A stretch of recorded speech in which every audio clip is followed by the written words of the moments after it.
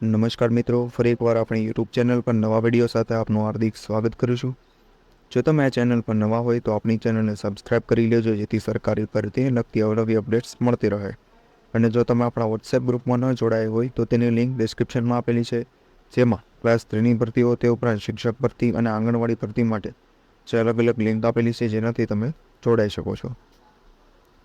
તો મિત્રો, આજના વિડીયોમાં જે આંગણવાડી વર્કર તે ઉપરાંત હેલ્પર માટે જે સારા સમાચાર આવેલા છે, એટલે કે જે આંગણવાડી વર્કર્સ અને હેલ્પર્સને એ તમે જોઈ શકો છો કાયમી કર્મચારી તરીકે નોકરીમાં સમાવવા અને તે મુજબના એટલે કે કાયમી કર્મચારી તરીકેના લાભો આપવા માટે હાઈકોર્ટનો હુકમ. તો આ વિશેનો સંપૂર્ણ જે આર્ટિકલ આવેલો છે તે વિશેની વિગતવાર માહિતી આ વિડીયોમાં આપણે આગળ મેળવીશું. તો ચાલો મિત્રો, વિડીયો શરૂ કરીએ. તો મિત્રો, સૌપ્રથમ જોવામાં આવે તો ગુજરાત હાઈકોર્ટનો સીમારૂપ ચિહ્નરૂપ ચુકાદો આંગણવાડી વર્કર્સ હેલ્પર્સને સરકારી નોકરીમાં કાયમી બનવા માટે હકદાર.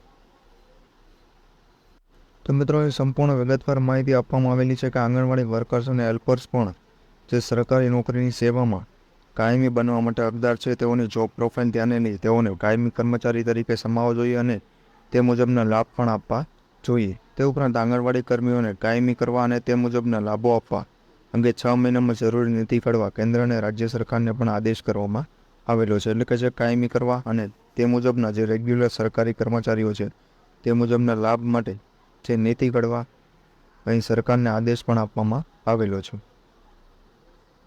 તો મિત્રો, જોઈ શકો છો તમે અહીં આંગણવાડી વર્કર્સ અને હેલ્પર્સને કાયમી કર્મચારી તરીકે નોકરીમાં સમાવવા અને મુજબના લાભો આપવા હાઈકોર્ટનો હુકમ જે આપણે અગાઉ જોયું. કાયમી કરવા અને લાભો કરવા જે કેન્દ્ર અને રાજ્ય સરકારને જે હુકમ આપવામાં આવેલો છે, એટલે કે આ વિશે નવી નીતિ કાઢવામાં આવશે અને જે વર્કર્સ અને હેલ્પર્સને જે રેગ્યુલર સરકારી કર્મચારી તરીકે સમાવવા અને લાભ આપવામાં આવશે.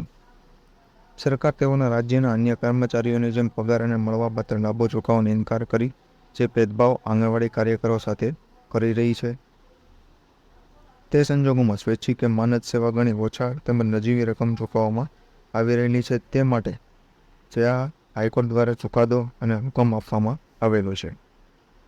તો આ વિષયની જે અન્ય માહિતી અને PDF આપણા વોટ્સએપ ગ્રુપ પરથી મળી જશે. તો આજના વિડીયોમાં બસ આટલું જ. ફરી મળીશું નવી માહિતી સાથે.